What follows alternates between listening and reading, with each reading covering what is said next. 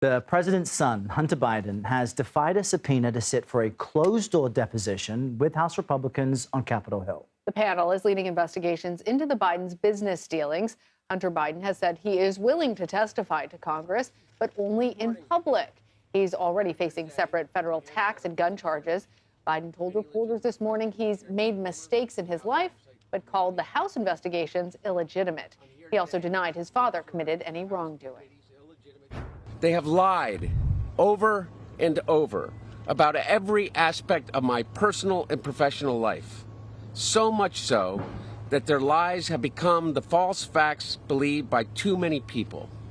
My father was not financially involved in my business, not as a practicing lawyer, not as a board member of Burisma, not in my partnership with a Chinese private businessman, not in my investments at home nor abroad. CBS News senior investigative correspondent Catherine Herridge joins us now from Capitol Hill, and we heard it from Hunter there this morning, Catherine.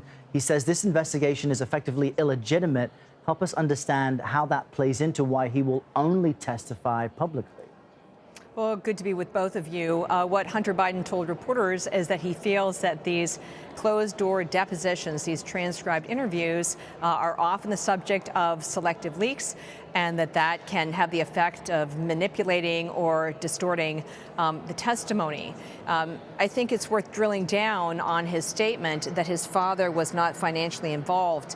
It feels a little lawyered, and I think that's important given the earlier testimony of his former business partner, Devon Archer, who testified that Hunter Biden did get his father on speakerphone when he was with business associates, and he said they were calls about the weather, and that signal was enough to be powerful.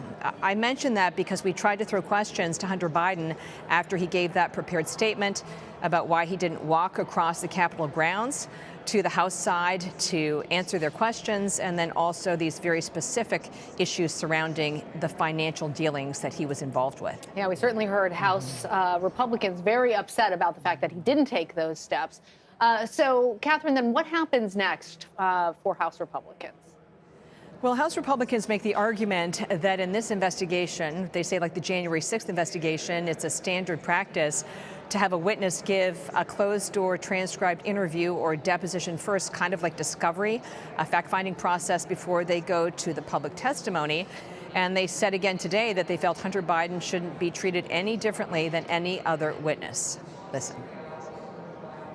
He was just across the way at the Capitol. You think he could have come here and set the questions. If you do it in an open format now, you're going to get filibusters, you're going to get speeches, you're going to get all kinds of things. So what the question is for Republicans now is whether they're going to, as they pledged, initiate contempt of Congress proceedings. That's not something that happens like this. There's a process in place. They have to mark it up with a committee. That can take 72 hours, and then there has to be a number of votes. But they certainly say that they're looking at that, and he has set the wheels in motion by refusing their subpoena today. And there's more surrounding Hunter, Catherine. He's also facing felony gun and tax evasion charges. How might those separate probes impact the House investigation? Of the two, really the one, which is the tax indictment out of California, has the greatest potential impact because it's essentially a roadmap for the GOP-led investigators into the financial transactions that they can marry up with these bank records they've been able to obtain under separate subpoenas.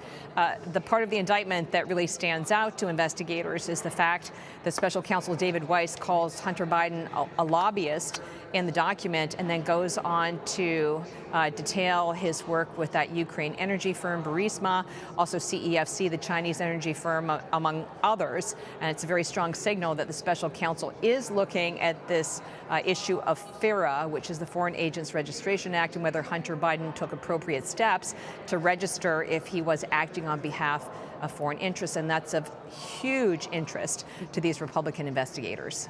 All right, Catherine Herridge, thank you. You're welcome.